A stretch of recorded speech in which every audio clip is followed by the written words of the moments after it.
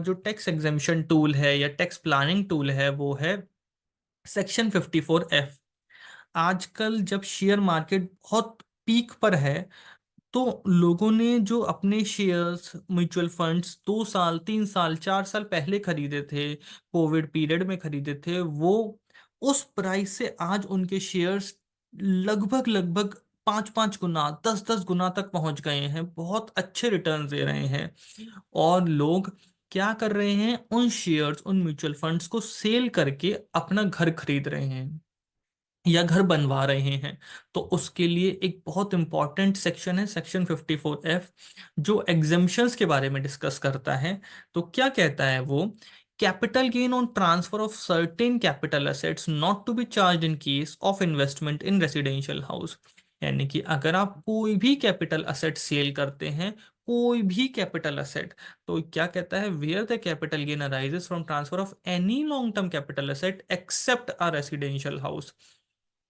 Residential house को छोड़ करके कोई भी कैपिटल असेट अगर आप सेल करते हैं और उसके 1 साल के पहले, यानी कि उसे बेचने से 1 साल पहले या फिर within a period of 1 year before और after the date on which the transfer took place, purchased, or has within the period of 3 years after that asset has did constructed a residential house। तो यानी कि या तो आपने 1 साल पहले कोई घर खरीद लिया बनवा लिया, या आपने 3 साल बाद तक कोई घर खरीद लिया बनवा लिया, तो उस पर होने वाले कैपिटल गेन सारे के सारे एग्जेम्प्ट हो जाएंगे अगर जितने के आपने shares mutual funds capital asset sell किए हैं उतने का ही आप जाकर के घर खरीद लो। और अगर आप कम का खरीदोगे तो आपका कैपिटल गेन प्रपोर्शनेटली एग्जेम्प्ट होगा। यानी कि मान लीजिए कि आपने असेट बेचा 1 करोड़ रुपए का, आपको कैपिटल गेन हुआ 20 लाख रुपया। अब आपने मान लीजिए कि स्टॉक मार्केट से 1 लाख रुपए का बेचा और 20 लाख रुपए का आपको कैपिटल गेन हुआ। अब आपने घर खरीदा सिर्फ 60 लाख रुपीस का, तो आपके कैपिटल गेन 20 लाख रुपए एग्जेम्प्ट नहीं होंगे, 20 लाख होंगे 20 लाख इंटू 60 लाख अपॉन 1 करोड़, यानी कि वो प्रपोर्शनेट हो जाएंगे। जितने का घर खरीदा है और जितने का कैपिटल एसेट सेल किया था उस प्रपोर्शन में आपके कैपिटल गेन्स की एग्जेम्पशन आपको मिल जाएगी। Where the assessee purchased within a period of 1 year after the date of transfer of original asset or constructs within a period of 3 years after such date any residential property, the income of which the income from which is chargeable under the head income other than the asset which was claimed used to claim exemption, the amount of capital gain exempted earlier shall become chargeable under the head capital gains. बहुत बड़ा सा text है, पता नहीं क्या कह रहा है, मैं बता देता हूं आपको शॉर्ट में।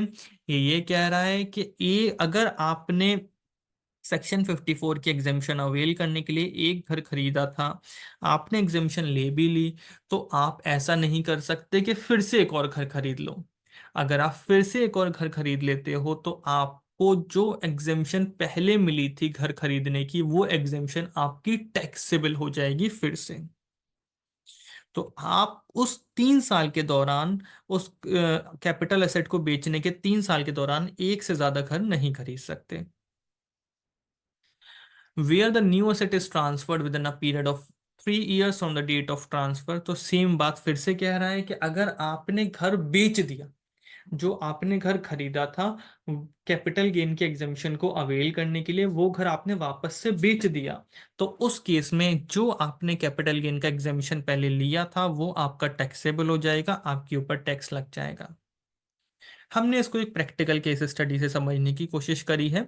Mister A has earn long term capital gain on sale of shares stocks mutual funds in financial year 23 and invested it in one residential house which is still under construction. तो construction के लिए क्या time limit दी गई है, आप date of cell के 3 साल के बाद तक भी कर सकते हैं। With respect to financial year 23, Mr. A is eligible to claim a deduction from long-term capital gain arising on transfer of stocks, mutual funds, on reinvestment of the net sales consideration। तो क्या है, वही हमने बताया, अगर सारी की सारी कर देता है तो पूरी कैपिटल गेन एग्जेम्प्ट हो जाएगी, और प्रोपोर्शनेटली करता है तो प्रोपोर्शनेट एग्जेम्पशन मिलेगी। अब क्या कहते हैं, assuming all the prescribed conditions are fulfilled but mister A only missed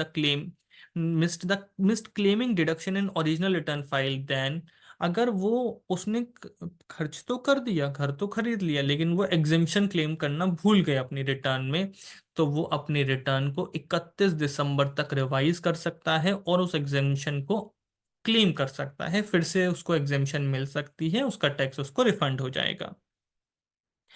It may be separately noted that provision that Section 54F prescribed that in case the net consideration cannot be fully utilized toward the construction of a new house till the date of furnishing the return, तो क्या कहते हैं, अगर आप return भरने की date तक सारा का सारा पैसा घर खरीदने में या बनवाने में नहीं लगा पाए, तो क्या करोगे? आपके पास पीरियड तो 3 साल का है, रिटर्न थोड़ी ना 3 साल डिले करोगे।